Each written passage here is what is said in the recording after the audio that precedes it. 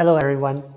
This week we are starting on the next chapter, chapter 6 trigonometry, bab 6 trigonometry. Ini saya sudah rakaman video yang lain yang akan membuat sedikit ulang kaji tentang trigonometri yang murid-murid sudah belajar di dalam tingkatan 3 dan tingkatan 4. Okay. Perkara yang murid-murid sudah belajar dalam tahun itu boleh juga keluar sebagai soalan di dalam matematik tambahan. Oleh itu, untuk hari ini, saya akan membuat beberapa contoh tentang perkara yang saya telah bincang di dalam rakaman pertama. Ya. So, kalau murid-murid belum tengok rakaman pertama tentang trigonometri yang saya telah letak di YouTube, tolong tonton video itu dulu, barulah balik ke video ini untuk tengok contoh yang saya akan buat sekarang. Okay. Kerja rumah untuk minggu ini ialah daripada muka surat 101 hingga 106.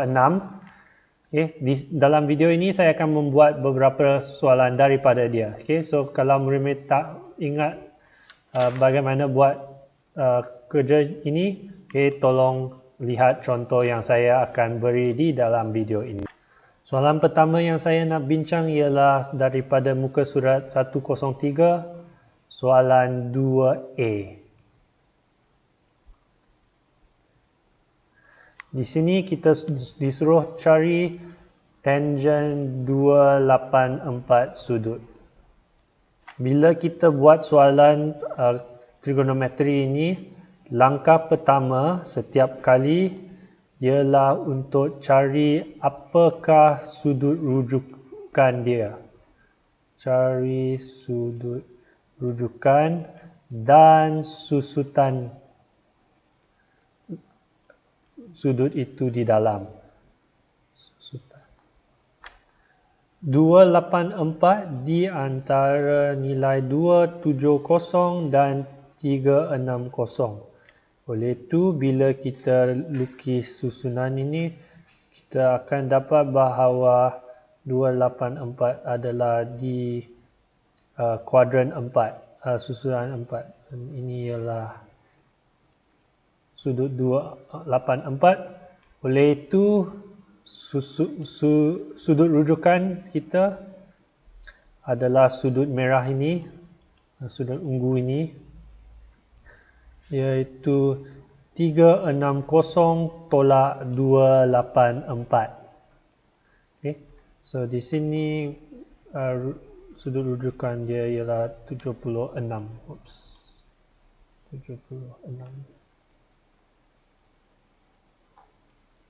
Okay. Selepas kita sudah dapat sudut rujukan dan susunan dia, kita boleh guna faktor itu untuk dapat jawapan. So, tangent 284 sama dengan tangent 76 kalau dia ada nilai negatif. Nilai negatif ini kerana dia di dalam susunan keempat. Okay, ini di dalam susunan keempat. Di dalam susunan itu, cos ialah fungsi trigonometri yang ada nilai positif. Ya, kalau murid-murid perlu ingat, ASTC, C ialah cos yang ada nilai positif di dalam susunan keempat. Itu tangent akan ambil nilai negatif. Lepas itu, saya boleh masukkan ini ke dalam kalkulator saya.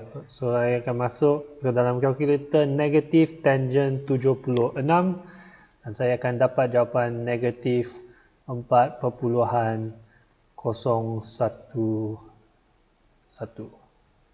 Okay. Saya akan buat satu lagi soalan daripada soalan 2. Saya akan buat 2F. Iaitu kita nak cari nilai negatif kotangent negatif 3.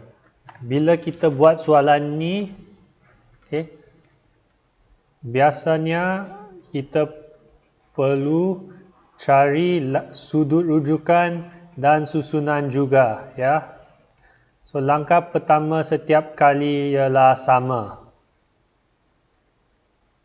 Kerana ini ialah sudut negatif, kita perlu ukurkan sudut ini ikut arah jam, ya. Oleh itu 7 pi per 3 akan ada sudut.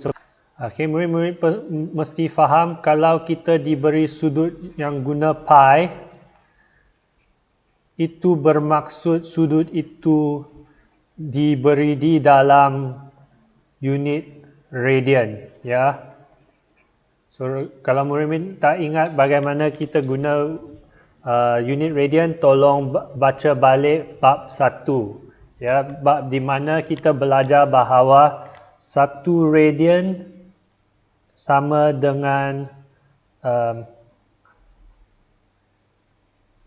180 per pi degree. Okay. So kalau kita tahu bahawa ini ialah sudut yang kita nak, negatif 7 pi per 3, itu bermaksud inilah sudut rujukan kita. Sudut rujukan kita ialah pi per 3 kerana sini apa-apa yang di bawah paksi X ialah pi, kerana pi sama dengan 180 darjah. Okay. Sekarang kita tahu bahawa sudut ini ialah di dalam susutan kedua. Okay, untuk langkah kedua, kita nak tukarkan cotangent. Okay, kerana cotangent sekarang ialah dalam fungsi songsang. Kita nak tukarkan dia balik kepada tangent. So, kita akan ada negatif cotangent negatif 7 pi per 3 sama dengan 1 per tangent negatif 7 pi per 3. Semua ini ialah negatif kerana negatif di depan cotangent itu. Dan selepas itu, barulah kita tukarkan tangent itu dengan sudut rujukan dia, iaitu tangent pi per 3. Dan kerana dalam susutan kedua, nilai sin yang akan positif, itu bermaksud tangent ini mesti ada nilai negatif. Okay. So sekarang kita boleh masukkanlah dalam kalkulator kita dengan pastikan bahawa kita sudah tukarkan sudut di dalam kalkulator kita daripada darjah kepada radian. Masuklah ke dalam kalkulator kita negatif 1 per negatif tangent pi per 3, dan kita akan dapat jawapan 1 per 3. So langkah dia sama setiap kali. Carikan sudut rujukan dan susutan sudut yang diberi di dalam fungsi trigonometri itu. Selepas itu tukarlah fungsi trigonometri itu dengan guna sudut rujukan dan guna nilai positif atau negatif berdasarkan susutan yang sudut itu di dalam. Okay, dalam soalan tadi, kita diberi fungsi trigonometri dan sudut dan disuruh cari nilai fungsi itu. Sekarang kita sudah diberi nilai fungsi trigonometri dan kita nak cari nilai fungsi trigonometri yang lain. Okay? So, mari kita tengok soalan 4A di muka surat 104. Untuk jawab soalan ini, marilah kita lukis satu rajah, ya. So, biasanya bila saya buat soalan seperti ini, langkah pertama yang saya akan buat ialah lukis. Untuk lukis rajah ini, kita lukislah 4 susutan kita. Dan sekarang kita tahu bahawa kerana theta di antara 180 dan 270 ini, theta mesti di dalam susutan 3. So, kita lukis theta dalam susutan 3 dahulu. Selepas kita lukis theta di dalam susutan yang betul, kita mesti bentukkan segi, iaitu kita sedang lukis rajah yang bentuk segi 3, ya. Di dalam segitiga ini, kita akan tulis panjang sisi-sisi dengan guna nilai daripada tangent theta yang diberi. Okay, saya berharap murid-murid ingat apakah maksud tangent. Tangent itu bermaksud dia ialah nisbah sisi depan per sisi samping.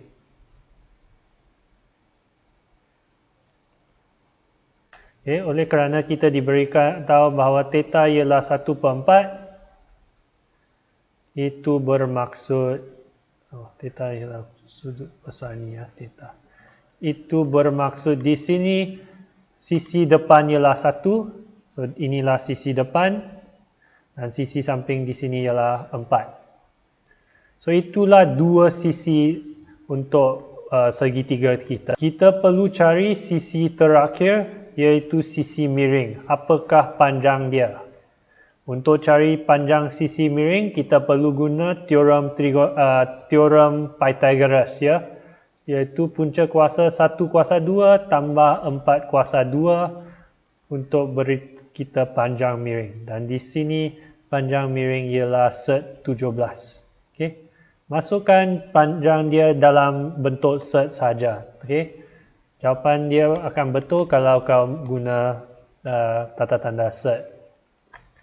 Untuk langkah kedua, kita akan guna apa-apa yang kita sudah lukis di dalam rajah itu untuk dapatkan nilai untuk sin theta. Di sini sin theta, kita tahu bahawa sin di dalam susutan ketiga ada nilai negatif. So saya akan tulis negatif dahulu. Dan selepas itu kita perlu ingat apakah maksud sin. Sin ialah nisbah antara sisi depan per sisi miring. Oleh itu bermaksud sin theta ialah negatif 1 per set 17. Okay? 1 ialah sisi depan, set 17 ialah untuk sisi miring. Okay, untuk soalan kedua, kita nak sekarang secant 90 tolak theta. Okay, untuk bahagian kedua ini, saya akan tukarkan rajah yang saya lukis untuk jawab soalan ini. Kerana kita diberi 90 tolak theta, 90 adalah di sini. Ya. Biasanya bila kita ukur sudut, kita akan lawan arah jam. Tetapi sekarang kerana kita ada negatif theta di sini, kita perlu ikut arah jam. So bila kita lukis theta di sini, kita akan dapat theta seperti ini. So theta di sini. Dan untuk bila kita lukis soalan ini, kita akan dapat segitiga seperti ini. Tetapi kerana ini ialah segitiga, so sudut di sebelah theta ini ialah 9 tolak theta. Akhirnya kita dapat sudut yang di dalam susutan yang sama, tetapi kerana kita telah ikut arah yang berbeza, sekarang nilai 4 di sini, kerana ini sudah menjadi samping, paksi Y sudah menjadi samping, dan nilai yang di bawah ini ialah sisi depan. Oleh itu, ini bermaksud di sini pada paksi X ialah nilai 1, dan panjang di sini ialah 4. Okay. Miring masih sama, set 17. Oleh itu, kita perlu guna segitiga yang baru ini untuk buat dapatkan jawapan sek 90 tolak theta. Okay, so kita perlu ingat bahawa secant sama dengan 1 per cos. Itu kita dapat 1 per cos 90 tolak theta. Dan di dalam susutan ketiga ini, cos ada nilai negatif. So saya akan letak negatif untuk cos, nilai cos. Dan kita perlu ingat apakah maksud cos. Cos ialah nisbah sisi samping per sisi miring. Dan di sini Di dalam segitiga baru kita, 1 di sini ialah sisi samping. Ya, iaitu kita akan dapat 1/17. Miring dia tidak ditukar, so kita masih ada 17. Dan saya akan buat pemudahan pecahan ini untuk dapat negatif 17 sebagai jawapan terakhir. Saya akan buat satu contoh yang terakhir. Soalan 5A pada muka surat 105. Di sini kita diberitahu bahawa sin theta sama dengan cos pi per 5 dan kita nak cari semua nilai theta yang antara 0 hingga 360. Okay, di dalam soalan ni cos pi per 5 adalah di dalam susutan pertama, oleh itu dia akan bagi kita nilai positif. Sekarang kalau kita tahu bahawa sin theta ada nilai positif, itu bermaksud bahawa theta ini adalah di dalam susutan yang ada sin yang positif. Oleh itu susutan pertama dan susutan kedua ialah dua susutan yang kita sedang cari sekarang. Oleh itu theta ada dua nilai yang kita perlu cari. Untuk cari nilai theta di dalam susutan pertama, kita boleh guna sedikit algebra untuk cari. So sin theta sama dengan cos pi per 5. Saya akan pindah sin ini ke kanan persamaan untuk dapat theta sama dengan sin kuasa negatif 1. Ini ialah sin kuasa negatif 1 dan di dalam bracket cos pi per 5. Okay. Untuk cari nilai ini, kita akan guna kalkulator kita. Sin kuasa negatif 1 ini boleh dicari di atas kalkulator bila kita tengok sin dia. Di atas ialah sin kuasa negatif 1. So, kita perlu tekan shift dengan sin. Okay, shift, sin. Sebelah situ tekan cos pi per 5. Ya. Dan bila kita buat ini, kita akan dapat jawapan 3 pi per 10. Untuk dapat jawapan di susutan kedua, kita perlu ingat bahawa dia sama dengan pi tolak sudut rujukan. Ya. Dan di sini sudut rujukan ialah sudut di dalam susutan pertama. So pi tolak 3 pi per 10 untuk dapat jawapan 7 pi per 10. Okay. So itulah semua contoh yang saya akan buat untuk rakaman ini. Okay, saya berharap murid-murid boleh tengok balik kalau murid-murid masih tak faham. Okay, tengok bagaimana saya buat soalan-soalan ini dan ikuti contoh saya untuk buat kerja rumah. Ya. Untuk pengingatan murid-murid, kerja rumah ialah daripada muka surat 101 hingga 106. Kita akan bincang soalan-soalan ini pada hari Sabtu nanti. Ya. Bye-bye.